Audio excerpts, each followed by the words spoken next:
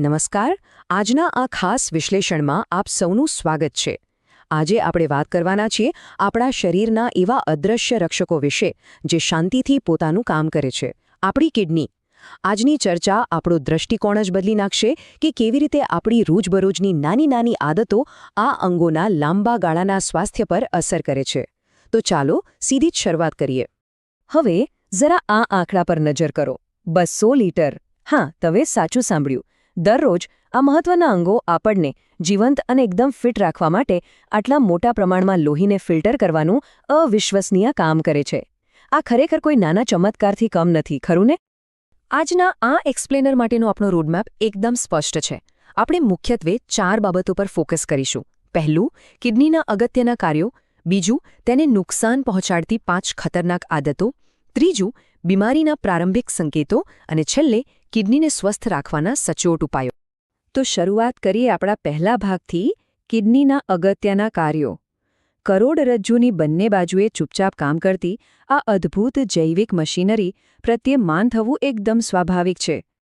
આ પ્રક્રિયાનું સ્કેલ ખરેખર આશ્ચર્ય પમાડે તેવું છે.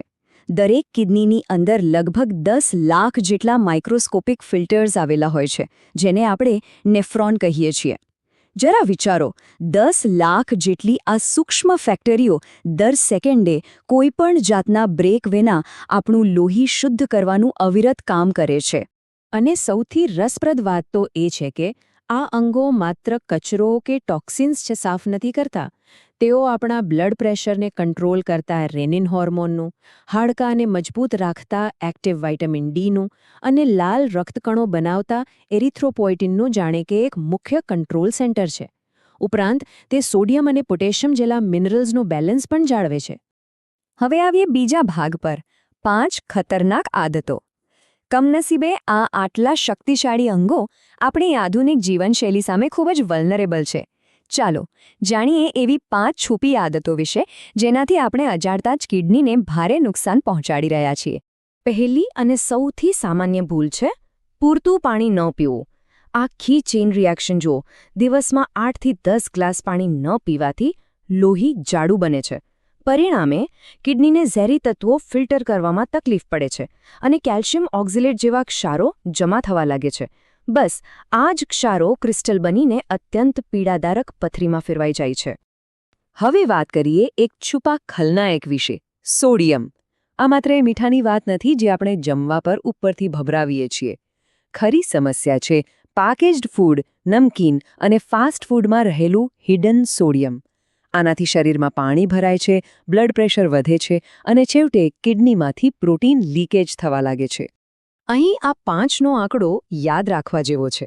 વર્લ્ડ હેલ્થ ઓર્ગેનાઇઝેશન સ્પષ્ટ કહે છે કે આપણે દિવસમાં વધુમાં વધુ 5 ગ્રામ મીઠું લેવું જોઈએ. બસ એક નાની ચમચી. આનાથી વધારે લેવાયેલું સોડિયમ સીધું જ આપણી નાજુક રક્તવાહિનીઓને નુકસાન કરે છે. ત્રીજી ખતરનાક આદત છે વારંવાર પેઇનકિલર્સ લેવી. દુખાવો થાય એટલે તરત જ આઇબુપ્રોફેન કે ડાયક્લોફિનેક જેવી ગોળીઓ ગળી લેવી. એ ક્વિક ફિક્સ ભલે લાગે, પણ તે કિડનીના ફિલ્ટર્સ તરફ જતા રક્ત પ્રવાહને ઘટાડી દે છે. કોષોને ઓક્સિજન મળતો બંધ થઈ જાય છે. તેના બદલે ફિઝિકલ થેરપી કે સ્ટ્રેચિંગ જેવો સાચો ઇલાજ પસંદ કરવો જોઈએ, જે મૂળ કારણને મટાડે અને આંતરિક અંગોને બચાવે. અને આ માહિતી ખરેખર અલાર્મિંગ છે. વધુ પડતી ખાંડ અને સ્થૂળતાને કારણે થતો ટાઈપ 2 ડાયાબિટીસ એ વિશ્વભરમાં કિડની ફેલ્યોરનું સૌથી મોટું કારણ છે. શુગરી ડ્રિંક્સ પીવા એ માત્ર વજન નથી વધારતું, પણ સમય જતાં આખી ફિલ્ટરેશન સિસ્ટમનો ધીમે ધીમે માળખાકીય રીતે નાશ કરી નાખે છે. સાથે જ પ્રોસેસ્ડ ફૂડમાં સ્વાદ અને શેલ્ફ લાઇફ વધારવા માટે આર્ટિફિશિયલ ફોસ્ફરસ ઉમેરવામાં આવે છે, જે બીજો એક છુપો શત્રુ છે. તાજા ફળોની કુદરતી મીઠાશથી વિપરીત આ કૃત્રિમ તત્વોને નબળી પડેલી કિડની ફિલ્ટર કરી શકતી નથી. અને ખબર છે પછી શું થાય છે? તે આપણા હાડકામાંથી મજબૂતી ખેંચવા લાગે છે અને હૃદય પર દબાણ વધારે છે. આ ઉપરાંત ધૂમ્રપાન અને વધુ પડતા આલ્કોહોલની આદતો તો જાણે એક પરફેક્ટ સ્ટોર્મ ઊભું કરે છે. સ્મોકિંગના ઝેરી રસાયણો રક્તવાહિનીઓને કડક અને સાંકડી બનાવે છે, જેનાથી કેન્સરનું જોખમ વધે છે, જ્યારે આલ્કોહોલ ગંભીર ડિહાઇડ્રેશન કરે છે. જો લિવરને નુકસાન થાય તો લોહી શુદ્ધ કરવાનો બધો જ બોજ સીધો કિડની પર આવી પડે છે. ચલો હવે આપણા ત્રીજા ભાગ તરફ આગળ વધીએ, બીમારીના પ્રારંભિક સંકેતો. કિડની એટલી બધી મજબૂત હોય છે કે જ્યાં સુધી નુકસાન ગંભીર ન થાય ત્યાં સુધી તે કોઈ જ ફરિયાદ નથી કરતી. એટલે જ આપણા શરીરની આ નાની નાની વોર્નિંગ સાઇન્સને ઓળખવી બહુ જ જરૂરી છે. આ હકીકત જુઓ, જેને સાયલેન્ટ કિલર કહેવાય છે. કોઈ મોટા લક્ષણો બહાર દેખાય તે પહેલાં જ કિડની 60થી 70% જેટલી સંપૂર્ણપણે નાશ પામી ચૂકી હોય એવું બની શકે છે. મતલબ કે આપણે બીમાર પડવાની રાહ તો બિલકુલ જોઈ જ ન શકીએ, પ્રોએક્ટિવ રહેવું જ પડે. તો શરીરની આ લાલ બત્તીઓ કઈ છે?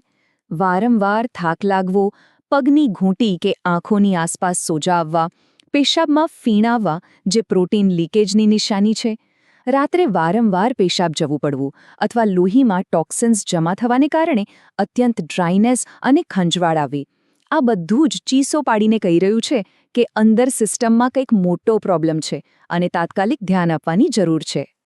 અને હવે સૌથી મહત્વનો છેલ્લો ભાગ, કિડનીને સ્વસ્થ રાખવાના ઉપાયો. આપણે પ્રોબ્લેમ્સ તો જોઈ લીધા, પણ હવે સોલ્યુશન શું? આપણી પાસે આ અદૃશ્ય રક્ષકોને બચાવવા માટે પૂરેપૂરો વિજ્ઞાન અને સચોટ ઉપાયો ઉપલબ્ધ છે. વાત એકદમ સિમ્પલ છે. આ 3 નક્કર પગલાંથી શરૂઆત કરીએ. પહેલું, હાઈ બ્લડ પ્રેશરને રોકવા માટે ડેશ ડાયટ જેવો ફ્રેશ ફૂડવાળો સંતુલિત આહાર લેવો. બીજું, બ્લડ ફ્લો સુધારવા માટે કાર્ડિયો અને યોગ જેવી રેગ્યુલર ફિટનેસ રૂટીન જાળવવી. અને ત્રીજું, સીરમ ક્રિએટિનાઇન અને EGFR જેવા રિપોર્ટ સાથે વાર્ષિક હેલ્થ ચેકઅપ અચૂક કરાવવું, જેથી કોઈપણ સાયલેન્ટ ઇશ્યુને સમયસર પકડી શકાય. આ ઉપરાંત યાદ રાખજો કે સાચું સ્વાસ્થ્ય હંમેશા હોલિસ્ટિક હોય છે. ખાલી ડાયટ પૂરતું નથી. બ્લડ શુગર અને બ્લડ પ્રેશરને કડક કંટ્રોલમાં રાખવા, સ્ટ્રેસ દૂર કરવા માટે મેડિટેશન કરવું અને 7થી 8 કલાકની ક્વોલિટી ઊંઘ લેવી પણ એટલી જ જરૂરી છે. વગર કામે પેઇનકિલર્સ લેવાનું ટાળો અને હા, સતત હાઇડ્રેટેડ રહેવાનું બિલકુલ ભૂલશો નહીં. તો આજના આ વિશ્લેષણના અંતે આપણે સૌ એક પ્રશ્ન આપણી જાતને ચોક્કસ પૂછીએ. શું આપણી રોજિંદી આદતો આ અદૃશ્ય રક્ષકોનું રક્ષણ કરી રહી છે કે તેમનો ધીમે ધીમે નાશ કરી રહી છે? યાદ રાખજો, આપણે પીધેલું પાણીનો દરેક ગ્લાસ અને લીધેલું દરેક ભોજન એક એવી ચોઇસ છે જે કાં તો આપણને જીવંત રાખતી આ ચમત્કારિક મશીનરીને મજબૂત બનાવે છે અથવા તેને તોડી પાડે છે. પસંદગી આપણે જ કરવાની છે. જોડાયેલા રહેવા બદલ ખૂબ ખૂબ આભાર.